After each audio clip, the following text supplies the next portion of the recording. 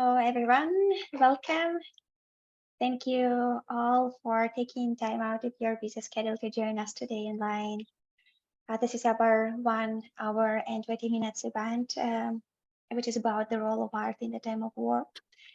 And with the Ukrainian artists and educators, we are happy to welcome our guest speakers and all those joining us as audience members. Please feel free to participate and write down your comments on chat, your questions, concerns. We allocated some time at the end of the meeting for kind of like informal question and answer session. So let me introduce myself. My name is Maria Bakala. I'm a Ukrainian choreographer, dancer, and dance teacher. Also, I'm a first year MFA student of the dance department at the University of California, Riverside. And I'm also pleased to welcome Maria Kardash, who will join me as a co-host of this meeting. Thank you, Maria. I'm Maria Kardash. I'm also a Ukrainian performer and dance anthropologist, mostly working internationally. Me and Maria met many years ago on a performative project dedicated to war, actually, and to processing the war. And since then, our paths parted in different ways, but we met again as we are interested in the same thing. And here I am today helping Maria with organizing this talk. And I'm also very pleased to introduce our guests for today. We have 3 speakers today. So Anton Ovchinnikov is a choreographer, performer, lecturer, and the founder of the artistic program Zelyonka, Zelyonka Fest Contemporary Dance Festival in Ukraine and Kyiv, which started in 2010. And he's also the founder of the Black Orange Dance Theater, which continues to be the vanguard of the Ukrainian dance scene. Katya Chizhayeva is a Ukrainian American queer multidisciplinary artist, and in 2022 she organized the Ukraine Wellness Project to support local Ukrainian acupuncture and Feldenkrais method volunteers who work at the Lisova Polyana military rehabilitation center in Kyiv, Ukraine. And Yulia Pivtorak is an art historian and a full-time lecturer at the Department of Cultural Studies in Ukrainian Catholic University in Lviv. So Anton is based in Kyiv, Yulia in Lviv, and Katya is in New Orleans. So please welcome our guests. Thank you for introduction, Maria. So I will begin, I will continue with a quick note and with my gratitude. So as far as the Russian military assault of Ukraine is a common challenge for all of us as a global community. Before we'll get into discussion, let me just express gratitude for solidarity with Ukraine to our international colleagues, performer art lovers and practitioners, scholars and friends who support us and keep track on Ukrainian resistance and fight for freedom. In particular, we are grateful to the dance department at UCR for making it possible for us to open this conversation today.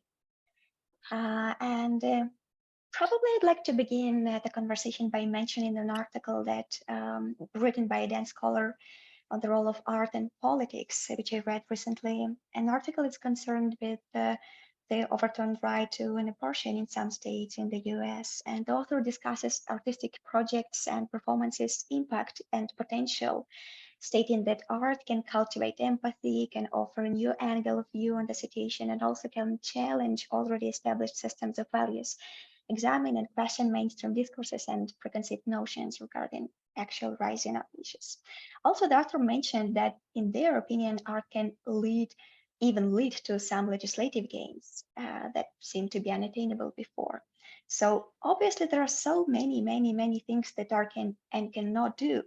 And I would like to open this floor with inviting you to think and to share. What do you think about the role of art specifically in the time of war, and what art can and cannot do in the time of war?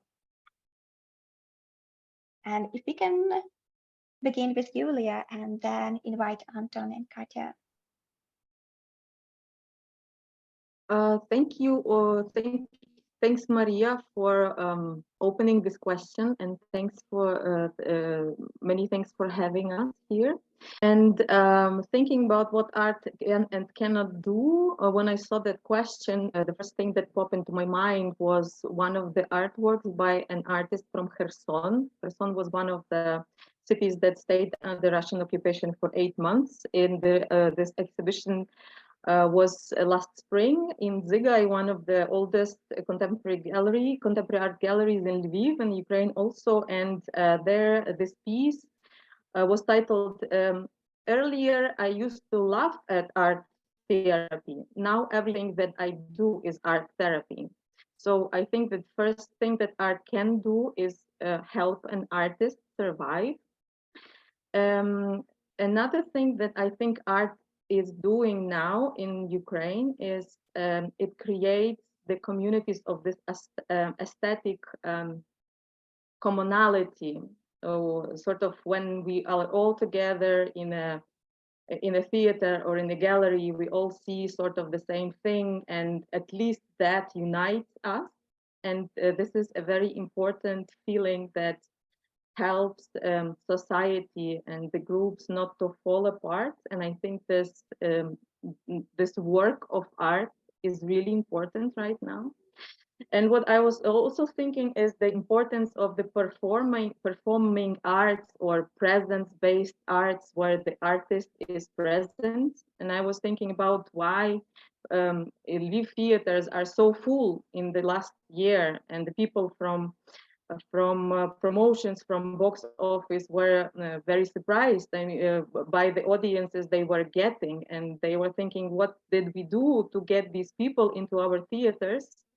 Because we really didn't do anything different, but theaters are all full of people. And I think that also speaks about this necessity to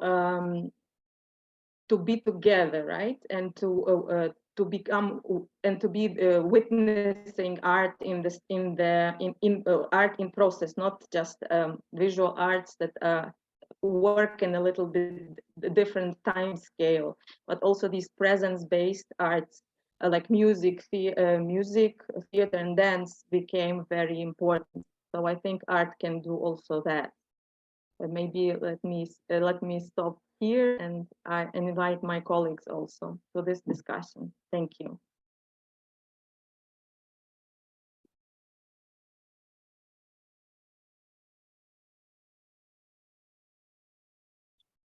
And share their opinion.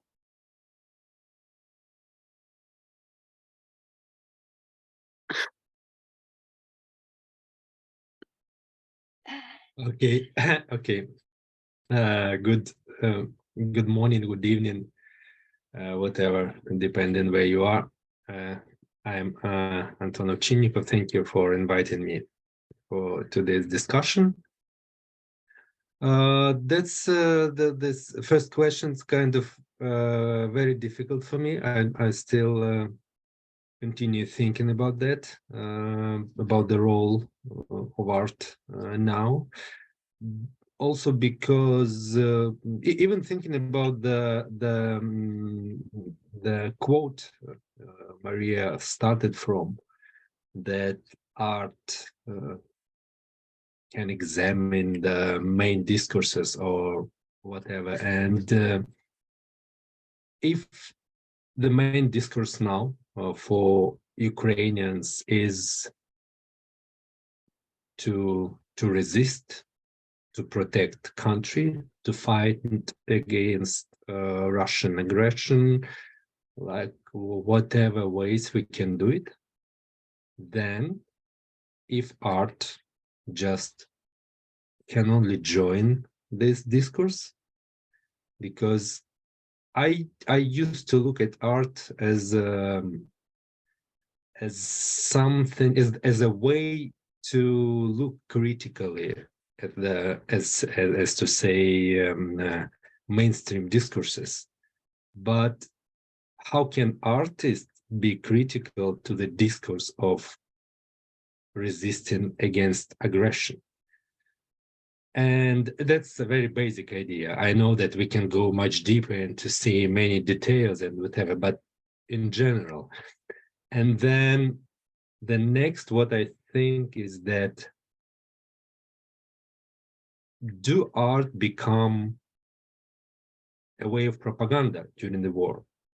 Because mostly, and not only mostly, because art actually joined the main discourse. Art don't criticize it. Art don't try to find another opinions, because there is one opinion, and there's a artist as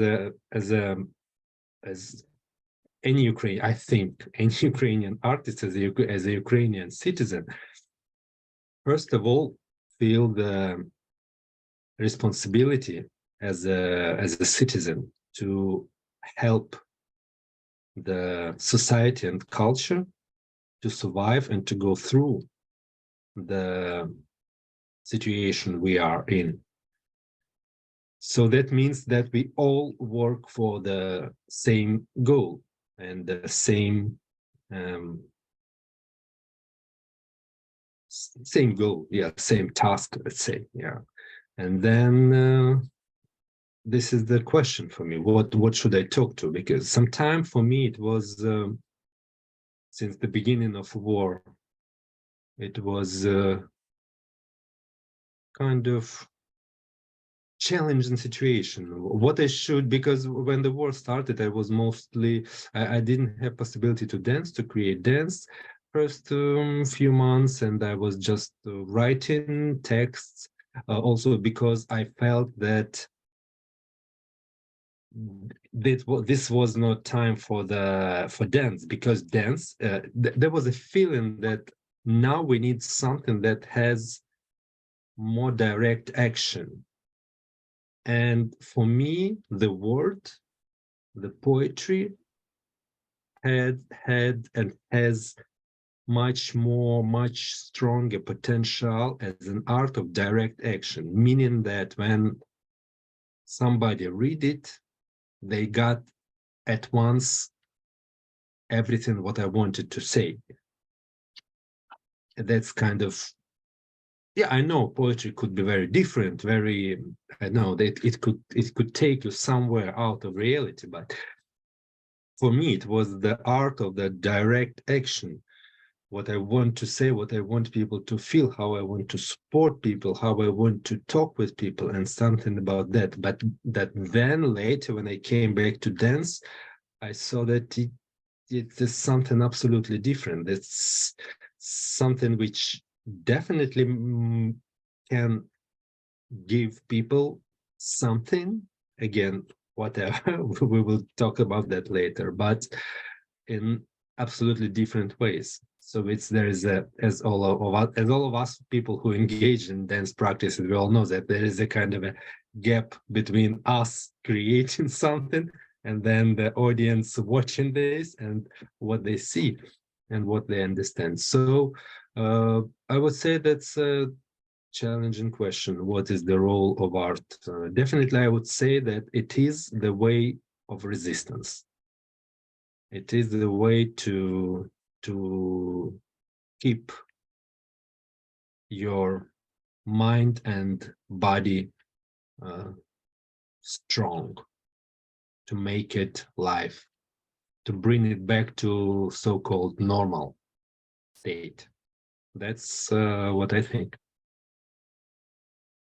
Thank you, Anton. I think we'll get back later, a little bit later, to your, yeah, you mentioned that you were writing poetry, and that was like your kind of immediate reaction in the first couple of weeks. And I do remember that I was checking your Facebook, and you wrote like incredible poetry, and finally it was published. And then I was very surprised to find that, like, just to pick up the movement research, performance research journal in the United States, and figured out that, oh, Anton Ovchinnikov is published here. So yeah, and we will get back later to your choreography and dance. How do you process this very unstable, very unique, very specific and difficult state through your dance production? And maybe now let's just open the floor for Katya and invite Katya to share her opinion to the question of what art or dance can do and cannot do, especially in the time of war. Right. Yeah. And well, I don't live in Ukraine, so I mean, I live in Ukraine inside me, because I grew up there, and I lived there until I was 16, and I moved here to the States. But I would come back and forth because half of my family still lives in Ukraine. Just for the context for everybody. And so it's hard for me to speak about other people or even Ukrainian artists, even, you know, but I know that for me, it seems like the role of the art when for myself and for the people that I have interacted with when I was back in Ukraine this summer and fall,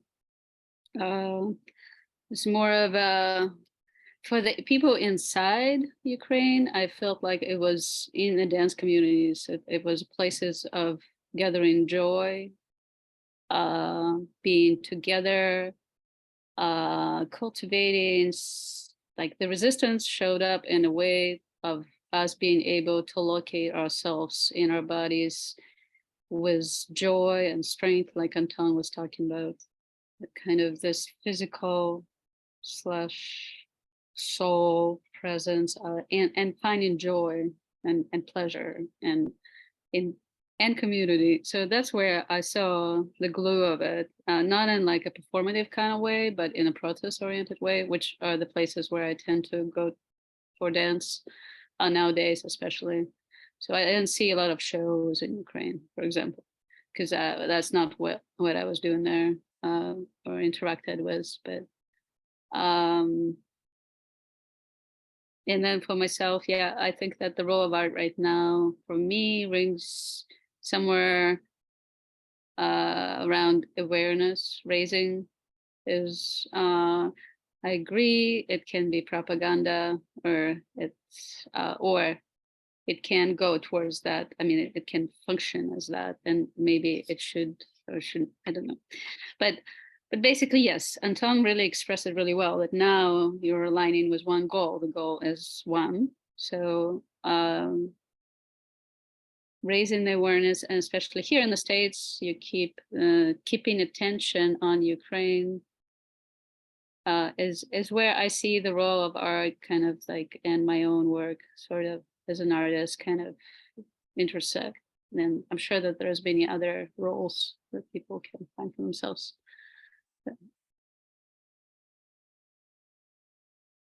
Thank you, dear speakers.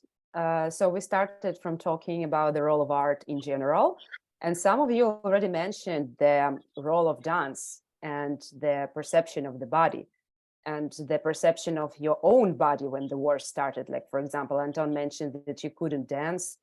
And so my next question would be connected with the changes in the perception of the bodies. We are here all dance either professionals who work with the physical body, right? Dancers or theoreticians, and we work with the concept of the body. So my question would be, what have you noticed? Like when the war started, what was your particular bodily reaction? And what have you noticed around you? Like how the social choreography changed as well?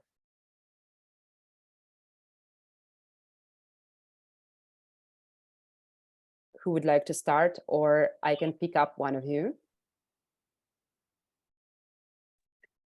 Maybe I'll start, because Sure. I'm more from this theoretical field, and maybe my colleagues will share their experience more explicitly.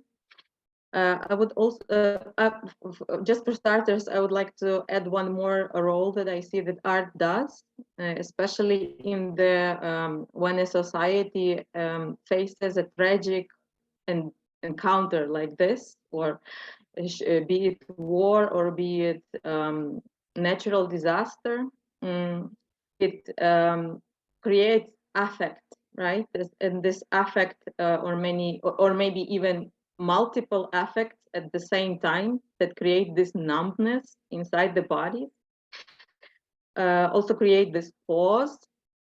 But then what art does after this pause, and I think that we are past this pause at this stage, it creates images and stories in which it processes this affect.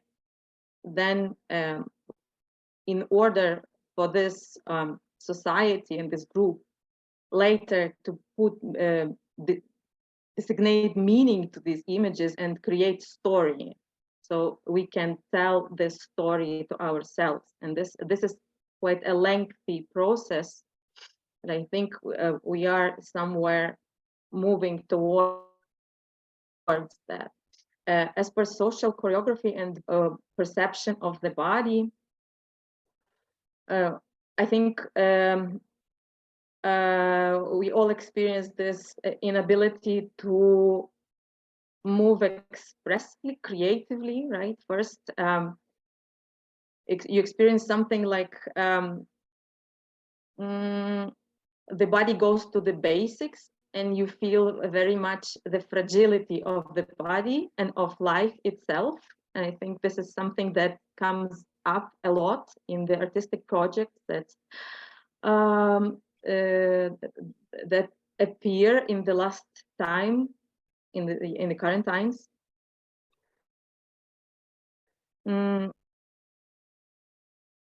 Also, as far as social, if I can call this social choreography, what we socially experience is discomfort, a cold, well, all kinds of suffering, and also this congestion, right? Where you have to be very close, very uncomfortably close with people you don't know in public spaces, in shelters, in trains, at the border, at the buses that go through the border, something that we didn't experience before.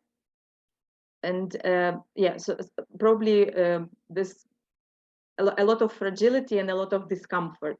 And I think once these are very basic affects, I don't know, that can also be a material for artistic for artwork done on that. Yeah, thanks. But it's just like came to my mind, if I can allow it to. Yeah, so it just me, I know that Yula is teaching, so you're a lecturer, you have your classes right now, and I know that like I do have my classes right now too, like and we are sitting in this nice room, and we are safe, and we can have like our papers laid down on a table, and we can like discuss something and build some very beautiful and sophisticated concepts around many things.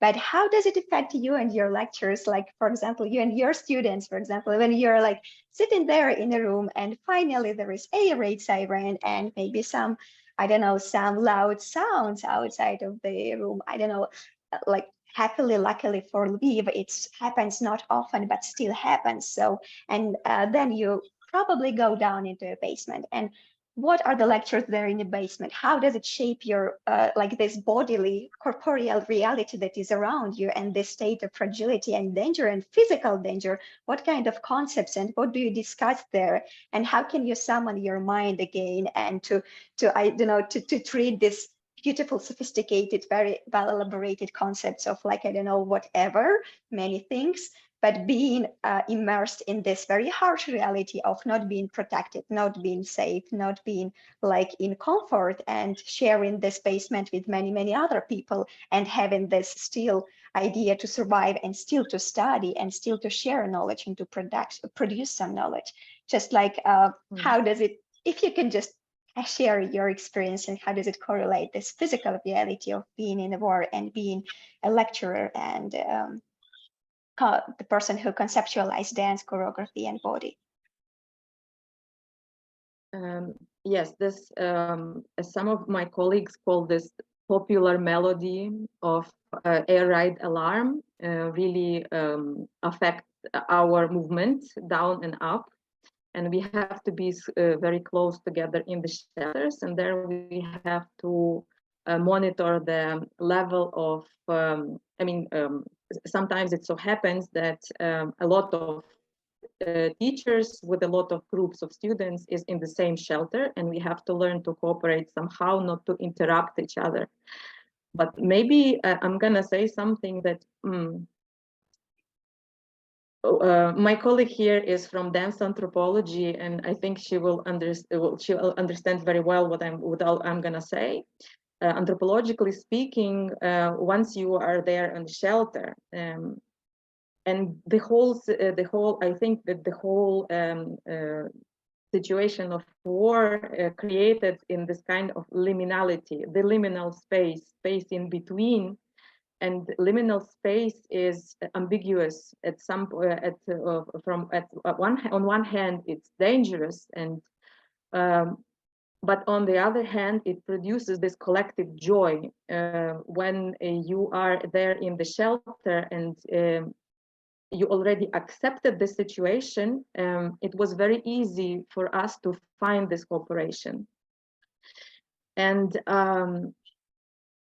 to connect on a different level, on a very human basic level, I think. And that's why it's very, it's ambiguous. Yeah, that's maybe that's what I'm gonna say. Thanks for the question, though. Thank you. Thank you, Julia. Yeah, very interesting comment about, can I rephrase it as collective joy of hiding from the danger together? Maybe we can put it like that. It's a collective joy that arises from being stripped from everything that you thought was important before. And once you can preserve,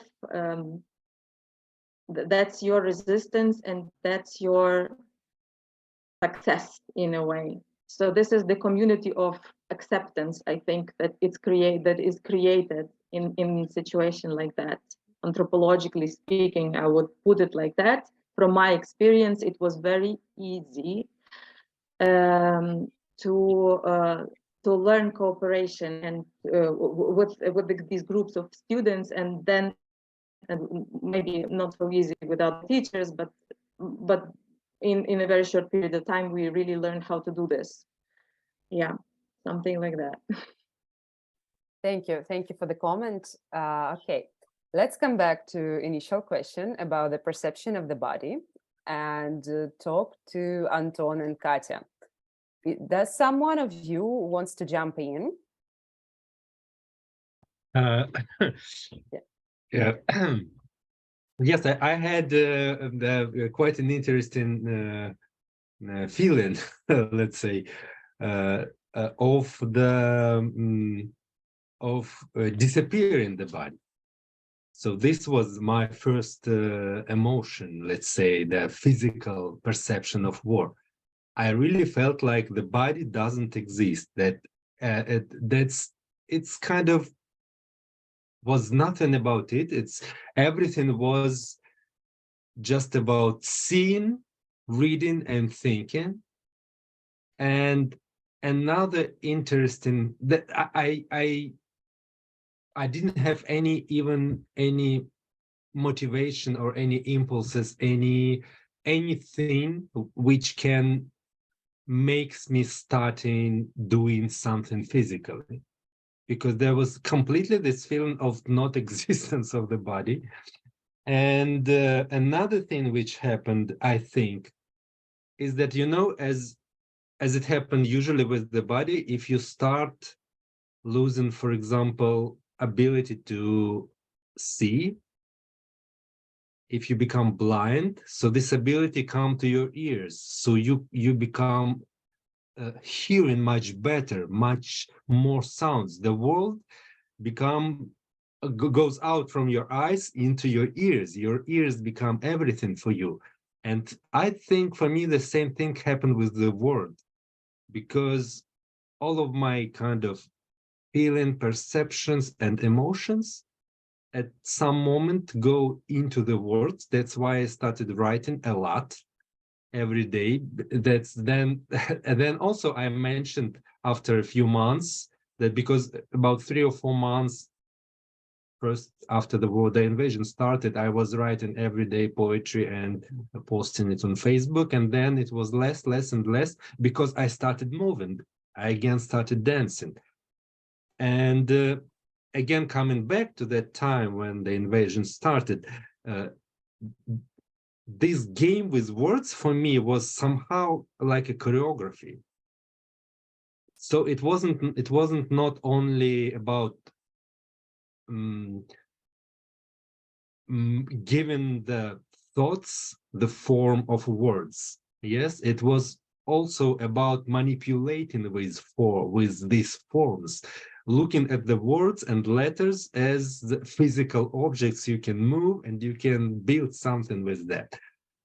This was a kind of interesting thing for me, yes. And I still look at that when I sit writing something, I mean creative writing, not something like writing applications or something like that. I still think about that like the way of choreography. Yeah, that's so for me the poetry is manipulations with the words and letters. Yeah. Are you using your poetry now in your choreography, actually? The performance which I made in September last year was based on one of my poems, and first version which I made it included the text. I was thinking maybe I should read it during the performance. Then I decided no. Then I made the recording. Then I also didn't like it. Then I made another recording with the robot voice, something out of nowhere, like Android, you know, voice, and without emotions, without everything. And I'm going to perform it again on May 3rd, just in a week. And I decided, took it away, the poem, because I didn't find the right way to connect it. It still feels for me like, you know, like you working in the theater and you take some play by, I don't know, Shakespeare, and you just use this text and my idea of dance is something different, not about showing, reading text and showing what's going on there. And so, yes, actually, this connection, relationships, let's say, yeah, between the poetry and dance is a kind of open question for me, I think, and I didn't find the answer yet. So that's why right now I decided just to take away the poem, just to know for me that, okay, and people know that this performance is based on this poem, and I will print it, and if people want, if the audience want, they can take it and read it before or after performance, but inside, during the performance, they will not hear it.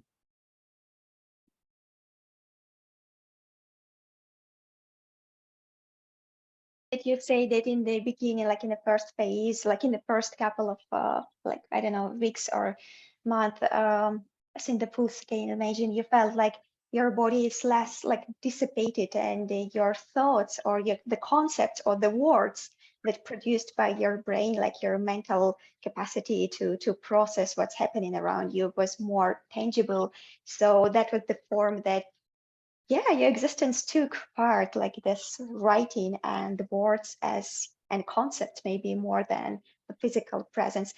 Could it be related somehow to the fact that that physically your physical body was heavily like kind of like in this high risk and under the attack, and like something that was took out? Because I felt it myself, like that the ground just disappeared under my legs, so there is no ground there, and I cannot relate into anything, because everything I was supposed to relate, like this conventional notions about what is allowed to do, what is not allowed, the borders, your protection, your civil rights, are just like blown out. They are in the air, so you don't exist. So I do remember that well. Can you somehow, yeah, connect it to this physical danger and this Yeah. I think this was really the reason, because there was a kind of unconscious fear of being destroyed. And first of all, usually we think of being destroyed as your body will be destroyed or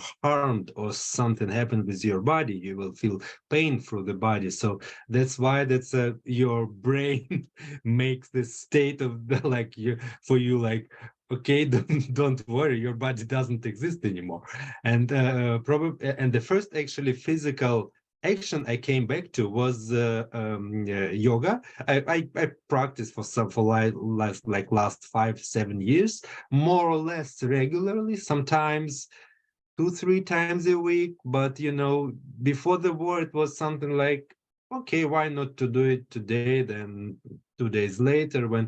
But after the war started, like 1 week later, it's just come to my mind that I need to do something. What I can do? I could do yoga, and I made it first time. And then right after that, I told myself that I must do this every day, because this was absolutely new feeling. Like, oh, really? My body exists, and it can hurt, and it can stretch, and it can do this and this and this. So this was like a 45 minutes up to 1 hour of something which bring me something, like, which reminds me every day about my physical existence. And and this become as a kind of a ritual for me. Like every evening from 6 to 7, whatever happened, I just need to do yoga for myself. Yeah, that's it. Kind of remind your body about its existence. Yes. Yeah, I do remember that too. Probably I shared the same thing. Yeah, maybe Katya can share. Maybe we can switch to Katya, because I know that Katya was in New Orleans when the war began, but we were texting, messaging each other. And I do remember that your physical appearance, it also struck you heavily, and your even physical appearance. I do remember that you had your hair dyed into yellow and blue, into the colors of Ukraine. So like your physical appearance also was very, very, I don't know, engaged into what did you experience? Can you share maybe too? Yeah, I mean, it's a difficult subject, I think, for everyone who, I mean, I think for me, it's difficult to listen to this. Because you kind of have to think back, right, and refeel it. I think, I mean, as soon as I'm here, I'm trying to like remember it. It's like I get anxious even now. So I think that it was a horrible time. So yeah, for me, the thing about the hair, it was like I felt really sad, and my girlfriend and her friend were like, let's cheer you up. Let's dye your hair. You want to dye it now? Let's dye it. Let's dye it. But it was like that. It was more like other people tried to make me feel better. I think that I was very depressed. And I think I was very scared on many different levels. So I think for me, I think that I have felt like I've been constantly like feeling a wound and inside, and this wound I would constantly be feeding it, was reading the news, of course, from all kinds of different sources, and the wound would always be alive, and I haven't really moved for. I think there was one time Deborah Hay came to town, and I've danced. I took her workshops before, and so she gathered a little group, and a group of us like danced around for a few hours. And I remember during that time, she was like, "Oh, you came along, doing good." And I just had nothing to say to her or to the group, and essentially couldn't really talk. I think for me, what was hardest for going back into the body was that for me, it did have something to do with words. And the thing about dance, that if you meet and you dance, with people who aren't sharing your context, in this case, war in Ukraine, in the same way that I've been processing it and internalizing it, then without the conversation, you can't express. Or dance is just like, you know, something about not being able to share it with other people constantly and constantly talk about it and constantly process it through language, and share the stories that I've been reading, the stories that have been happening, etc. My fear prevented me from dancing with other people, period. Until I went back into Ukraine and I just went to contact jams and to whatever. And that's when I felt completely like relaxed and at ease. And that's when I started dancing again. But before that, I wasn't able to dance or do anything with my body. And I think that the only thing that I did maybe was Feldenkrais, because I was in a teacher training. That's a 2-year training. So, and it happens through Zoom and it happens in person. And so, and I've had a, you know, and at some point it was like a blessing that I'm taking this training, because there's a lot of laying on the floor, and it really has to do with slowing down your nervous system, recalibrating, and it's very apolitical. It's like move your skeleton, observe yourself, period. And again, I had horrible time sometimes engaging with actual people in the class, because it just felt really unfair that they get to lay on the floor and move their skeletons and other people become skeletons. And then sometimes I would just let go and allow like the gravity and everything to center me down. And the process has been helpful more. Although, like, I made a mistake of doing it for 2 weeks before I went to Ukraine, and I just could not. I was just like, what the fuck am I doing? Why am I laying on the floor for 2 weeks? It could just be already there. Like, so there's a, and then after I came back from Ukraine and it happened to be again the module of the training, I was like, oh, this is nice.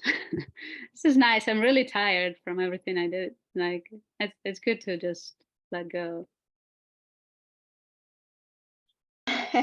I did a lot of, by the time I came back, I was really tired physically because I was doing a lot of work.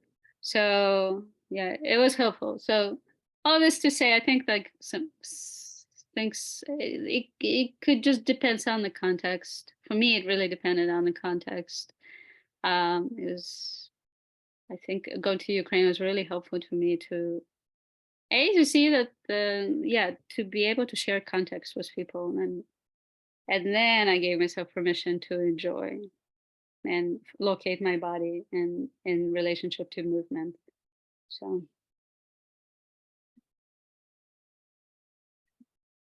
you didn't dance, you couldn't make any art, you couldn't even speak, as you say, communicate. But what did you do? What did you do? What were you doing? What were those actions you could well, I think that what happened is that I wanted to do practical things. Like for me, art is impractical in some ways. Especially the art that I gravitate towards is super esoteric. And so for me, it wasn't about culture building or anything. It was about practical things. So I just started fundraising. Yeah, I started. What happened is that I think that what happened with the war is that the normal boundaries for re-resourcing and re-nurturing yourself went out the window, and instead I was like, here's a list of things that I need to do, and until I was done with all the lists, I wouldn't stop, and like every day like that. So I think you go into hyper activity and you forget about boundaries, and it's like a recipe for burnout, really. But yeah, that's what I did. I became action oriented instead of like trying to, maybe it was a way to have some kind of power over the situation.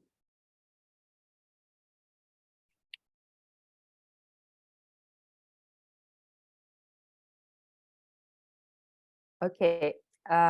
Some of you mentioned the fragility of the body, that war make us very sensitive maybe to this topic. And we realize that actually we have the body and it can be like distorted anytime. And I would like to talk more about this topic because as I perceive it, for example, fragility of the body, like realization that your body is fragile also comes with another process, a bit dual, I would even say. It's the sensitivity loss. Where while all of the world can easily block like some graphic content in Facebook and blur it, Ukrainians can't do it. And we are, first of all, we are exposed to the graphic pictures of war. And second, we already do not perceive it as something extraordinary. Quite often it's followed with the quite different emotions that we would actually expect from that. Like maybe it's humor, maybe it's disgust even, but not the fear, like perception of death and disembodiment and something normal during the war. So I would like to talk more about this, like what is happening with us as this, as the nation, maybe as like big Ukrainian social body. How are we becoming less sensitive to the body of an enemy, let's say, to the dead body in general? And what can we do with that?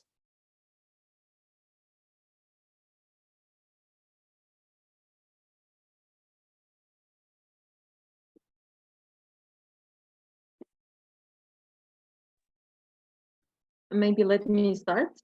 I thought a little bit about this topic also. I think that this fragility of the body, and Anton also talked about this already, brings us to the thought that we are very reluctant to accept in peaceful times about our mortality, that we are going to die. But thinking about death, I think, is part of any culture, and it may take on several forms. And this desensitizing that Maria is talking about is a form of adjustment to the media environment that we are living in, because this is probably one of the most vividly documented war that took place in Europe, at least. And somehow we had to adjust to the excess of the images, and also treating the death of the enemy with joy, I think, is also a very ancient cultural motive, let's say. But at some times, right, when we don't think about this, these values of humanitarian values of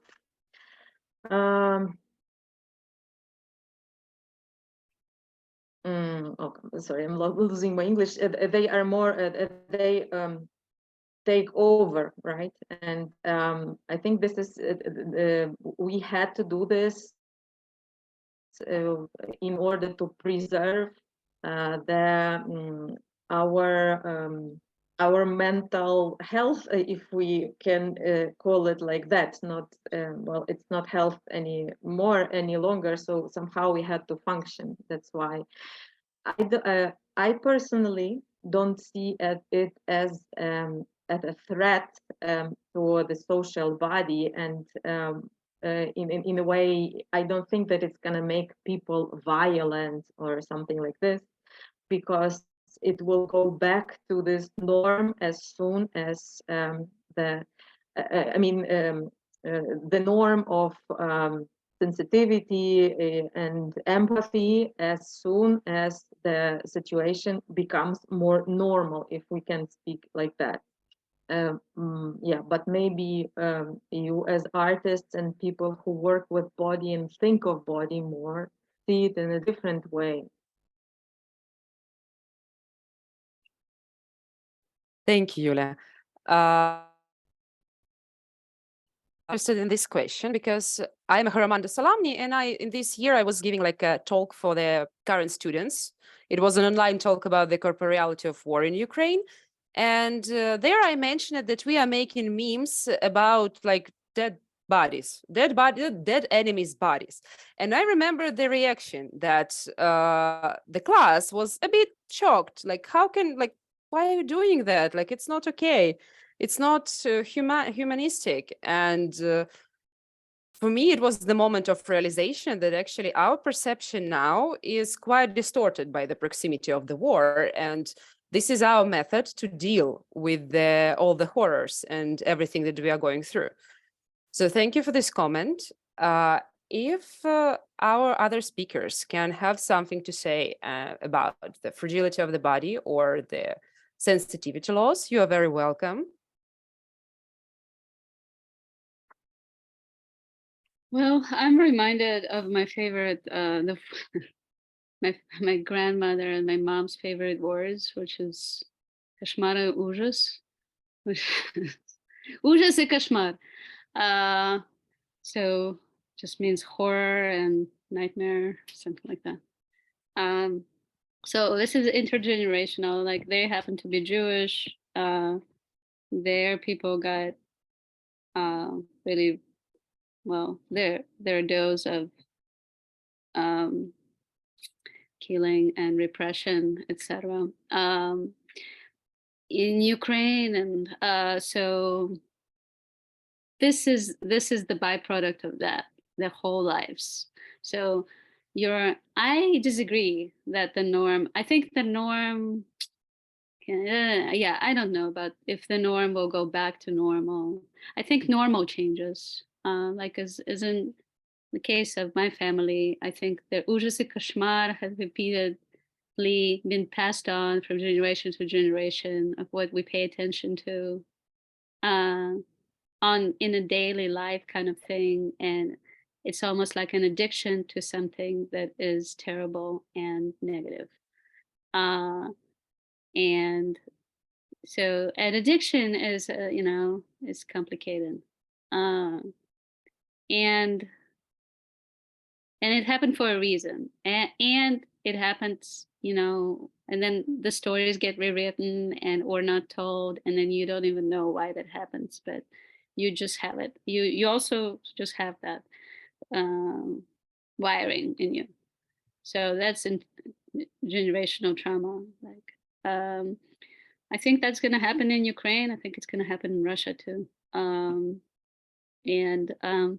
I mean, I'm from a family of like where one of my aunts live in Russia. My cousin could be the dead person that someone's making a meme about. So I understand the potential of that, and the vice versa. That somebody could be making a meme in Russia about the Ukrainian soldier, and I could see my reaction if I see my cousin's face. I will not. It will mean a lot to me to see his face. So I do think that, and I don't live in Ukraine. That is another thing. So I understand that too. So so I just think that it's complicated. I think that essentially it's terrible that the humanity is and we can't see our humanity, and the war destroys the humanity. We look at people as like just by their nationalities or identities that are very static. Yeah, and then during the war, of course, we make decisions in an instant. So our decisions that we make in an instant are very reactionary. They're based out of fear often, and then we're used to making decisions like that. And I think we have a whole country now in Ukraine full of people who went through a lot of trauma and making decisions very quickly. So they're going to make very similar. I mean, anyone who's coming from war right now is on edge. Where that edge is going to spill to, like whether it will be domestic violence, whether it's going to be some other form of whatever, aggression, I don't know. But I would assume that that will happen. The same thing that happened with the vets that went to Afghanistan. Or I work with the vets here, the same thing that happened to the vets when they go to Afghanistan and Iraq and other places. You know, it's like they can't, there's years go by and they still live in the wars, and it affects them and their families and their social skills and everything else. So that's just me. This is my thoughts about it. Yeah.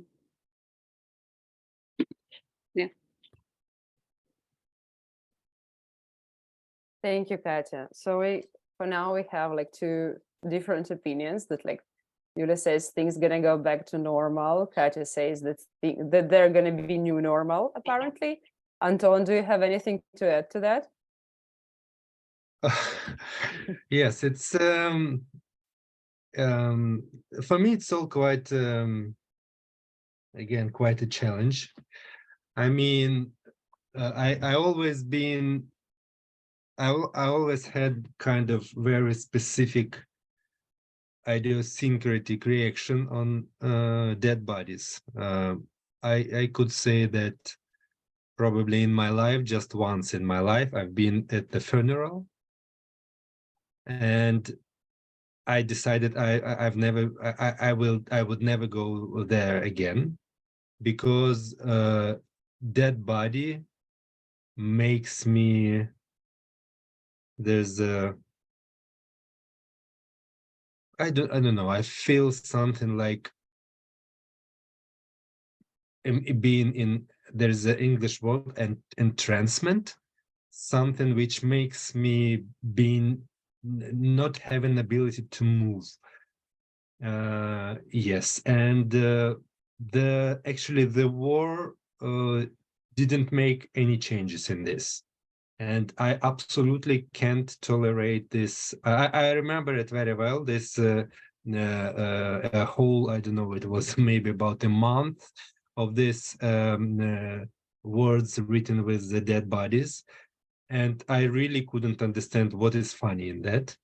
And yeah, I was all the time like asking myself how this might happen, and I couldn't be indifferent even watching dead bodies of the enemies on social media. And I think this is also the result of me being a dancer, or the person for whom the movement is a very important part of being. And yeah, and another thing is that also when I watch videos from the front line of Ukrainian soldiers, like right when they attack in the position, it makes me absolutely put me in this state of entrancement.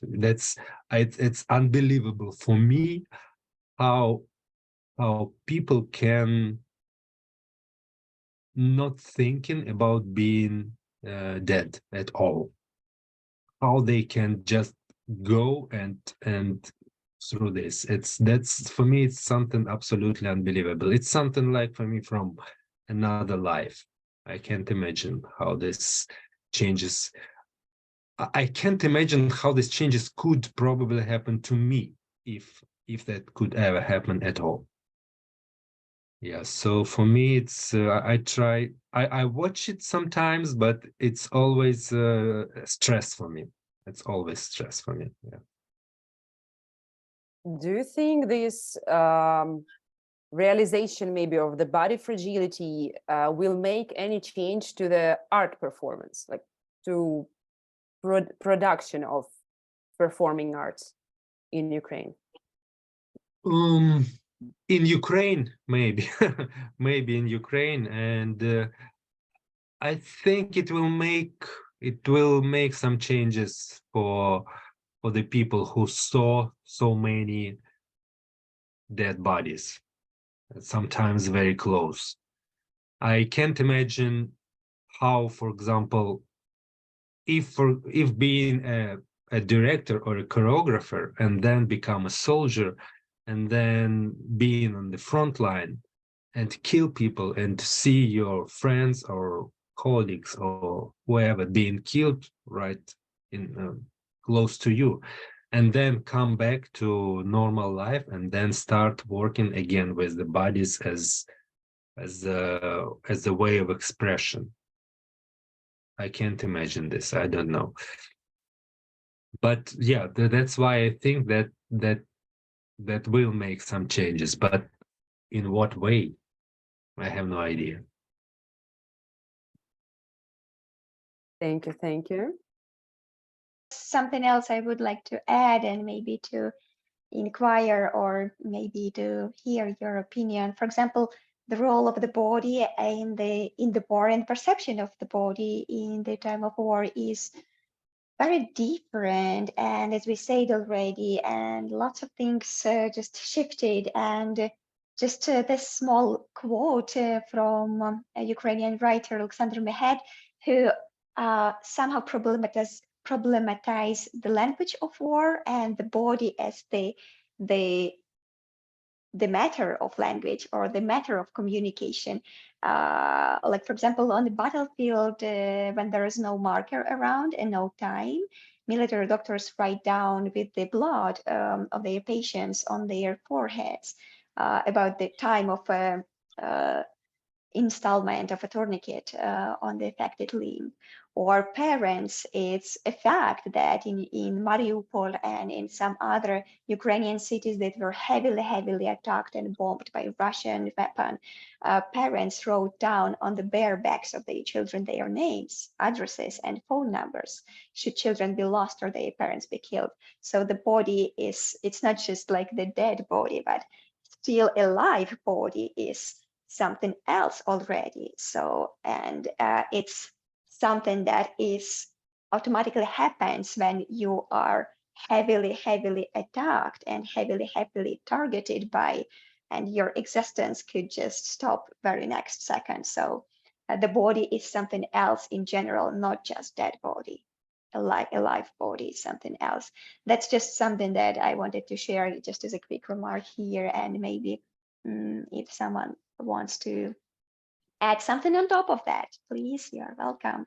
And then I think we have just like I will open at the floor for maybe a small conversation with our guests if there are no comments on that.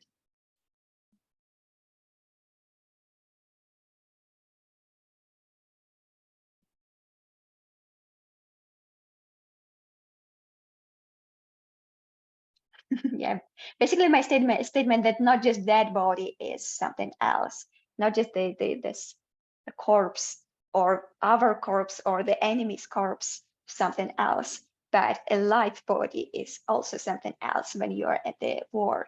And yeah. And yeah, I know it's a complicated question and we don't have language for discussion these topics. I think maybe I at least I don't have any language and any I'm not prepared for discussions on the topic of the body at war and the art at war. But so that's why for sure we could have this moment of not knowing what to say and how to command. Yeah. I think then it's for us time to open the discussion, right? How do you feel? Yeah, I think we can. Yeah, I think we can Okay. cover. Yeah. Yeah, then we're gonna have next 20-30 minutes for asking questions. You can write them in the chat or you can raise your hand emoji and there are going to be a line of people who want to ask the question actually, and we're going to see you. And also, if our speakers want to address any question to the audience, you are very welcome to do it too. It's just like one quick remark that we have just 15 minutes left for this session. Unfortunately, not half an hour.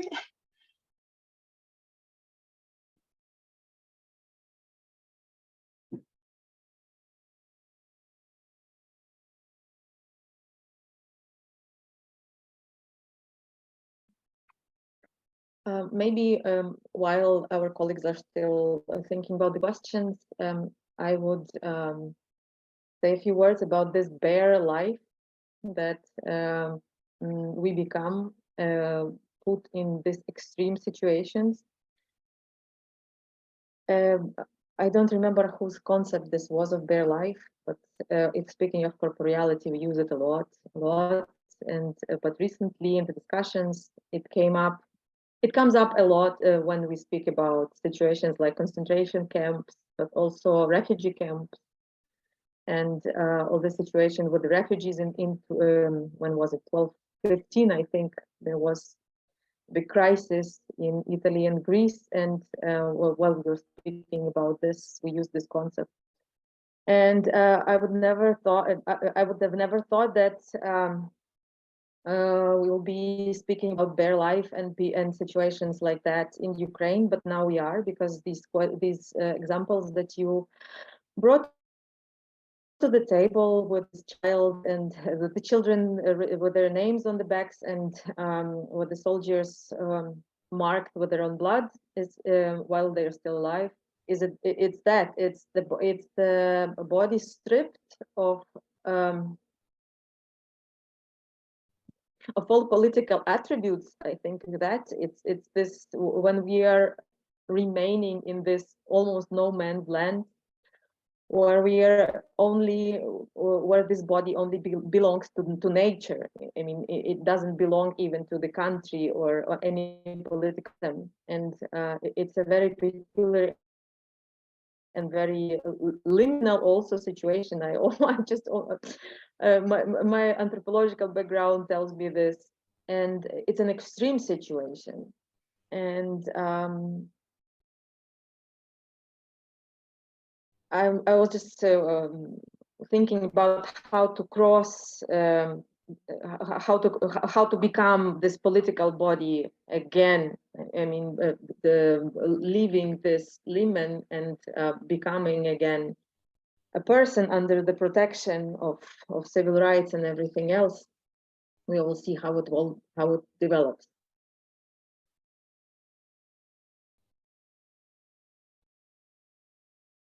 Thank you for the comment. If someone wants to learn more about it, I can send the link to the chat to the concept of bare life to Wikipedia. Maybe going to be useful for some of our listeners. And I'm reminding also, if someone wants to ask the question, it's the correct time to do it.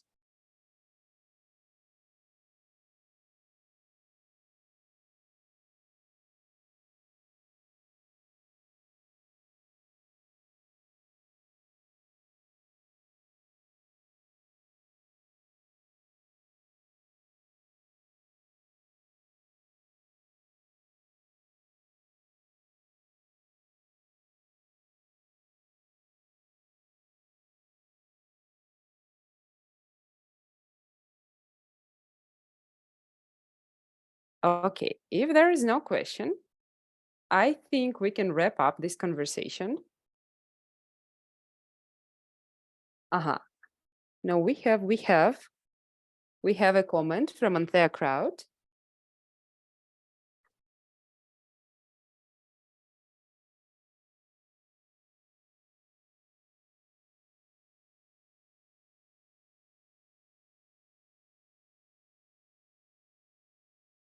Okay, should I read it out loud, or what do you think? Or everyone read it? Okay. Chat. Yeah, thank you.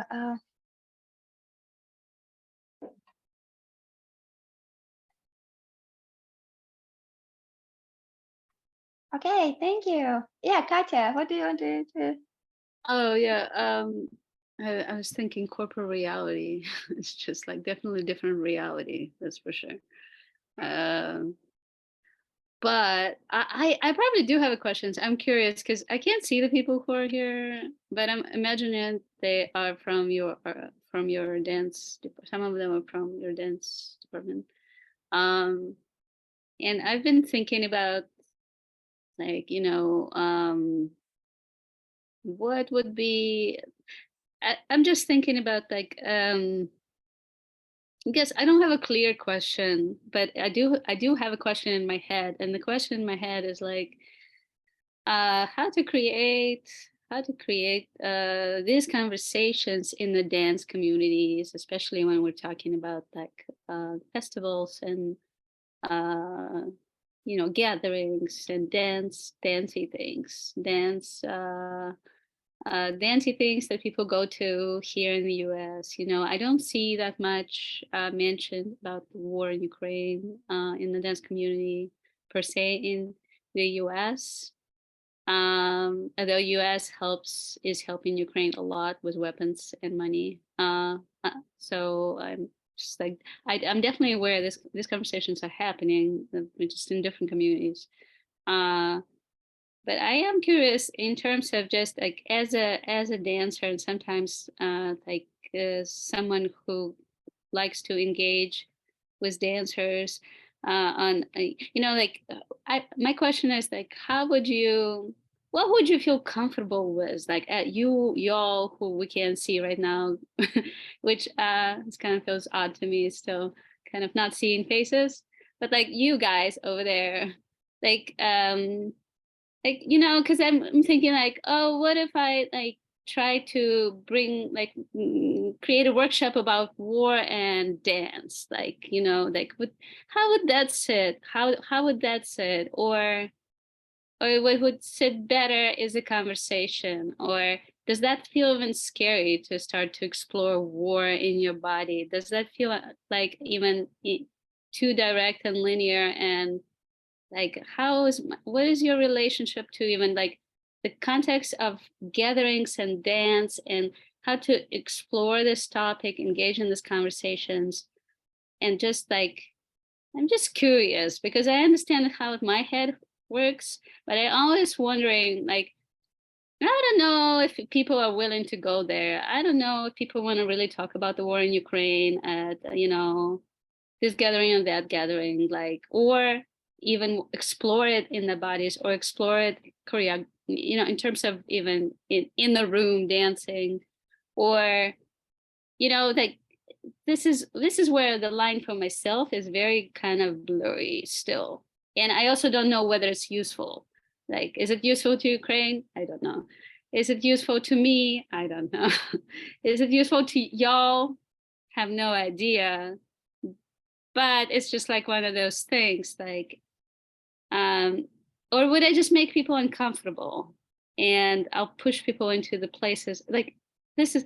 So I would just want to hear like thoughts of the people who are out there, and just like, what does that make you think of when I say all those things?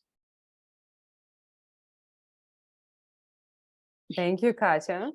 And we got an answer from Jorge, and it's disappeared. Yeah. Thank you. Hi. Okay, hi.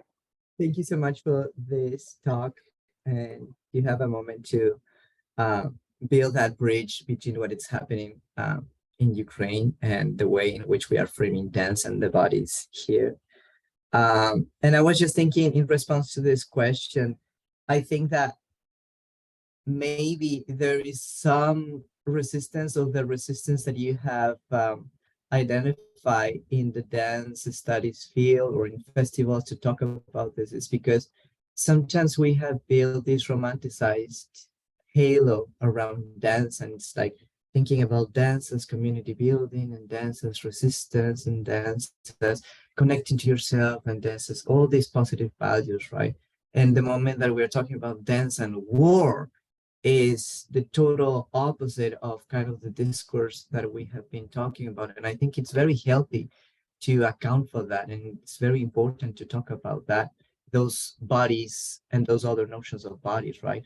And corporealities. And my thinking, now that you're asking, how could we frame those conversations, I'm just thinking of maybe identify them as the body techniques that are emerging or appearing or are taking shape because of the social situation, because of the war that is happening in Ukraine, right? Because usually the type of dances that are already established in festivals and dance studies are usually the ones that are already crystallized. Like we know what is this genre and this other genre, and we know the body technique that we will acquire if we go to this class, and we know the body technique that we will acquire if we go to this other class.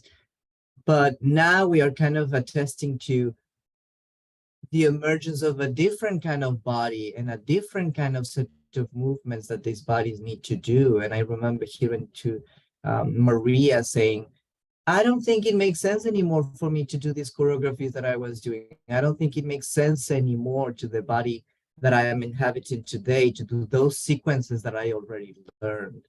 So the question that will appear is like, okay, so that now that we are addressing that, what are the new set of movements? What are these set of movements that we need to do now because of this situation, right? What is the body that it's taking shape because of this situation? Just sharing some ideas based on your provocation, Katya. Yeah, thank you. Thank you, Jorge.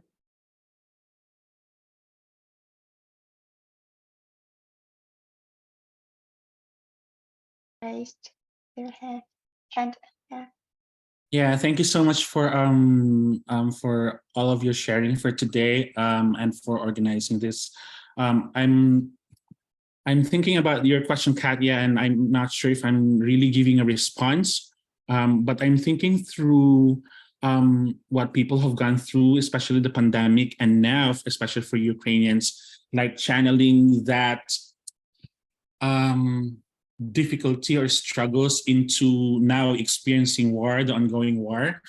And just thinking through your question, I'm thinking about the concept of rest. And I think this is actually a question for, I don't know if it's a question for all of you, but I'm just thinking about rest and what does rest mean to you now, especially for you who have or continue to experience the impact or the ramifications of war, in the middle of these conflicts, militarism and war going on, or how has your concept of rest been shaped or affected or perhaps manifest in your choreographic work? As these experiences has led to, some of you have mentioned like how your body experienced being numb or being ambivalent or being uneasy. Those were some of the words were mentioned a while ago in this talk. And I think about how does that affect now your concept of rest? And I think about, say, audience nowadays, perhaps trying to, now that in some places like the US, things are going back to the new normal, something else. And I think about what performances are they looking for. And I think about rest as an offering. And what difference does it make now if you bring this conversation, these very important conversations about the ongoing war in Ukraine? So those thoughts are what I'm thinking about, because I just remembered, so there was a strike at the UCR for teaching assistants, graduate students last fall. And it was actually a strike specifically for the war, for the needs of the TAE students. But then one day, and this is ironic how that I'm remembering it now. We had a lunch break, so there was actually a rest for everyone after the strike for half of that day. And then the organizers decided we're going to have a walk for the war in Ukraine. So the agenda changed. Everybody who was in there, the organizers explained what this walk now in the university, doing this chants in support of students who are experiencing war in Ukraine does. And I think about that moment, like what does it mean for everyone walking in there, participating in that like change of agenda from a TA sort, very specific sort of problems in the academia, and now speaking for something else that is happening on the other side of the world. So yeah, just thoughts like going through my mind while all these talks have were shared today. But really, thank you. I'm grateful for all of the sharing. Thank you, Jamie. As for the rest, Jose, are you asking also? Yes. Okay. I just want to respond back because I'm so grateful about your generosity in sharing your experiences living through such precarious situations. And I think I want to maybe pick up indirectly to some of the aspects of Katya's question that is not for me, and I think for a lot of people that we might not want to engage. And I think, Katya, you were here in the previous conversation last week, and Anusha said something about there's so many things going on. And sometimes some people, like in my case, have like a direct connection to some of the things that are going on to communities. Like, I mean, the immigration and asylum seekers, crisis in the US from Latin America and things like that, right? So there's so many things going on. And then also, I think in my case is like, it's not so much that we don't care, but just hearing these experiences and imagining whether you are in Ukraine or outside of Ukraine, but having these deep connections to Ukraine, it feels like anything you say or do is irrelevant, right? It's like maybe that was the feeling that you guys have when, why do I dance if the urgency of the moment calls for something else, right? Like Katya, not just dance as, not practical. I wanted to do practical things. So it just feels, I'm just sharing my personal experience. Sometimes it feels like anything I said or do or whatever is irrelevant, right? Compared to what you guys are going through physically and emotionally. And I think that's I just sharing, in response to your provocation, Katya, what I'd be feeling. And also probably the question about, engaging maybe in workshops, movement workshops, and what it means to be in times of war. And sometimes I think if I participate in something like that, I will ask myself, how genuine is that? Or how ethical is it actually to try to pretend in the safety of the US, to try to experience what people are going through, in war through a workshop? I'm not saying that there's no value to it, but, I would have these questions going into that space. And also I was really struck by how we think about dance or art in general as a concept or as an experience or as an exercise in times of peace or the absence of war, and then that this situation changes the way you would think and exposes the ideological elements of categories such as art, right? Like I hear you, Katya, when you say, dance, that you used to think that dance is not practical, and maybe I thought about not the ideas of artistic practice not being utilitarian, right? So it doesn't have to have any purpose. But then, things change, right? Sometimes I think like Julia was saying that this quote at the beginning, I used to laugh at dance therapy, and that's a position a lot of real artists take, right? Because real art doesn't have to do anything with that. And then this happens, and then people begin to reconsider what they believed before. And also I was thinking about Maria's case, right? So Maria, we're fortunate to have such a talented artist in our program. She had a showing about where, questions that she's working through something. And we have something we call critique panels as part of our MFA program in our department. And I was present, and there were some sections in Maria's work that prompted someone in the discussion to ask whether the work was too representational. I was struck by the fact that, these ideas about what real art is and what are the ethics of, of thinking about how representational or not, because, non-representational art is one of those ideas very present in contemporary art discussions, right? It doesn't have to be representational. It doesn't have to be utilitarian. And I can just see how this situation exposes the ideological aspects of those categorizations again, and the expectations and the assumptions that people make about art art is. So thank you. I mean, I just want to share some reactions as an offering in response to your generosity. Not that my offerings are generous, but I just want to be grateful. I'm grateful for you sharing. Thank you. Thank you. Thank you, Jose. And we have another arm raised. Anthea, please welcome. Hi, thank you. Yeah, I just wanted to build, I'll just be really quick just to build on some of what Jose was saying and to respond to Katya. And I don't know, thinking about Jem's statement about like, what does a walk in support do, and what would dancing about the war do for us here? And me responding to my perception of Maria's frustration of doing all this over here when all of that is going on over there.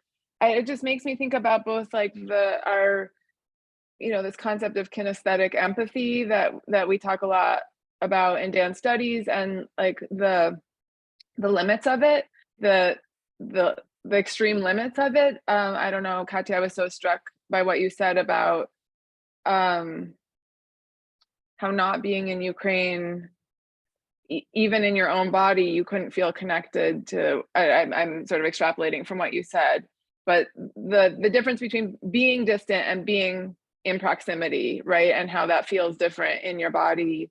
And so, but this question of like, how can you get those of us who are not in close proximity to feel the urgency of it, and like the desire and the possibility that we should be able to feel together through dance, either as spectators or participants, and just also the like distinct limits of that.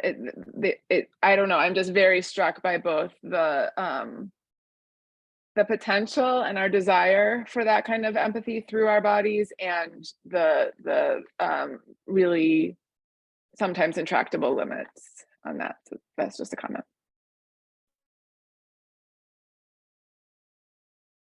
Thank you, Anthea. Is there anyone else who wants to add something?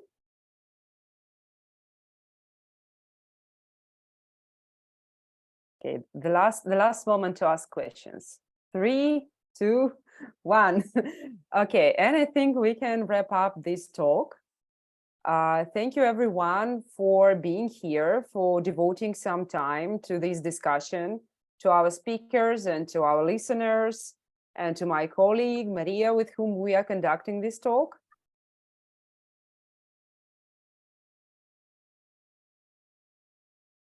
Yeah, Jose, Jorge, Kevin, Jamil, and Anton, Katya, Yulia, Maria, for having this conversation and discussion. There are many things for me, at least, to process, and I hope it helped you somehow to elucidate something about artists and the being in a state of war. So yeah, and one last quick remark is that with the help of the funding from dance department, we are going to help people of Ukraine. So it's another yeah. So as guest speakers and as moderators, we collectively decided to donate that money for people of Ukraine. So thank you for that practical investment too. Yeah, and for all of you for being with us.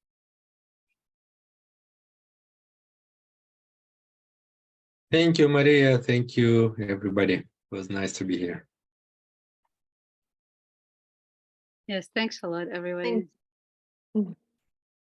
Thanks for your feedback. Y'all take care. Thank you. Ciao.